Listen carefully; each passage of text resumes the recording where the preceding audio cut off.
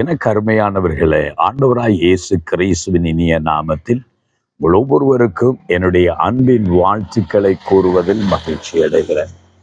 பல நேரங்களில நாம் பாடுகள், நெருக்கங்கள், நிந்தைகள், கடினமான பாதைகளில நம்ம கடந்து போகிறோம். அந்த நேரத்தில் சில வேளைகளில நாம் எங்களுடைய வாழ்க்கையில தேவனை பல முறை சந்தேகிக்கிற சந்தர்ப்பங்கள் வருகிறது. ஏன் தேவன் என்னோடு கூட இருந்தால் இது நமக்கு நடக்கிறது என்று சொல்லி யோசிப்போம். தேவன் என்னை நேசித்தால் ஏன் என்னுடைய வாழ்க்கையில தீமைகள் வருகிறது என்று நாம் நினைக்க தோன்றுகிறது. சில வேளைகளிலே தேவன் நமக்கு கொடுத்த வாக்கு தத்தங்கள் எங்கு என்று சொல்லுகிற சந்தர்ப்பங்கள் பல நேரங்களில் நமக்கு உருவாகிறது அல்லவா? ஆனால் ஒன்றை அறிந்து கொள்ள வேண்டும். நாம் அநேக உபத்திரவங்கள் வழியாகத்தான் தேவனுடைய ராஜ்யத்துக்குள் பிரவேசிக்க வேண்டியவளாகத்தான் இருக்கிறோம். என்றால் இந்த உலகத்திலே நமக்கு அநேக பாடுகள் இருக்கிறது. நாம் உலகத்தாராயிருந்தால் உலகம் நம்மை பகைப்பதில்லை. ஆனால் நாம் உலகத்தாரார் இல்லாததினால்தான் உலகம் நம்மை பகைக்கிறது.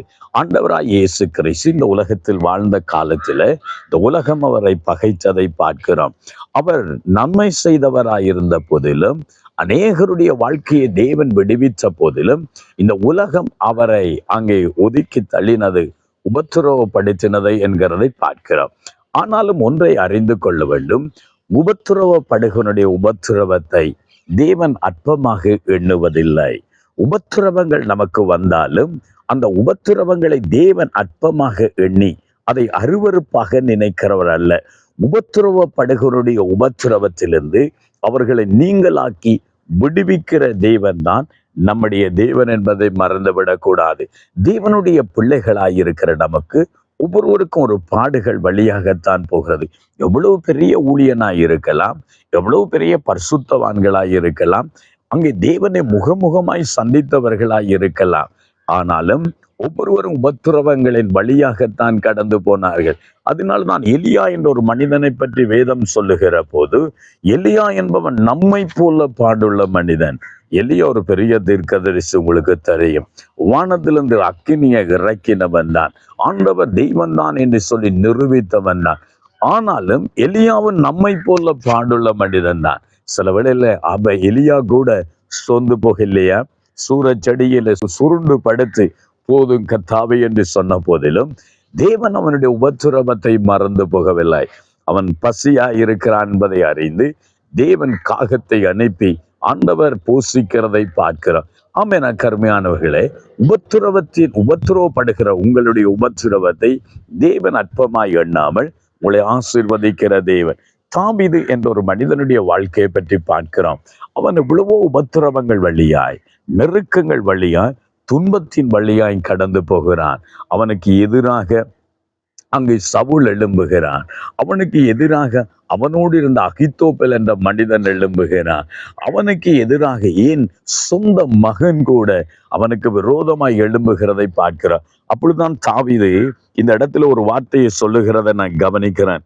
2 சாமுவேலின் புஸ்தகம் 16வது அதிகாரம் 12வது வசனத்துல இப்படியாக தாவீது சொல்லுகிறான்.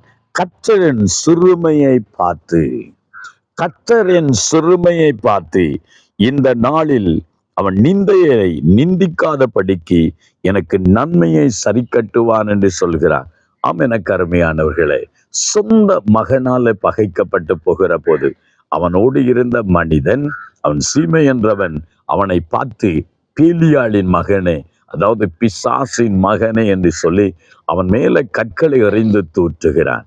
ஆனா தாவீது சொல்லுகிறார், என்ன தெரியுமா? கர்த்தர் என் சிறுமையை பார்க்கிறார். எனக்கு அருமையானவர்களே, உங்கள் சிறுமையை பார்க்கிற கர்த்தர். நீங்கள் யாராவது ஒடுக்கப்படுகிறீர்களா?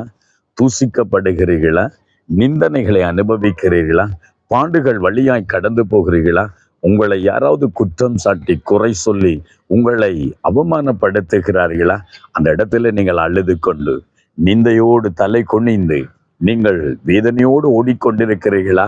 ஆண்டவர் அந்த சிறுமையை பார்க்கிறார், அந்த உபத்திரவத்தை பார்க்கிறார்.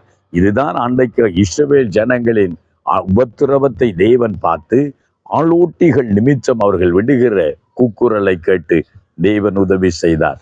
இன்றைக்கும் உங்கள் நிந்தையை பார்க்கிற தேவன், சிறுமையை பார்க்கிற தேவன் உங்களுக்கு விடுதலை கொடுப்பார். திரும்பவும் அதே இடத்துக்கு தேவன் உங்களை கொண்டு வந்து உங்களை உயர்த்தி மேன்மைப்படுத்துகிற தேவன். ஜெபம் பண்ணுவோமா?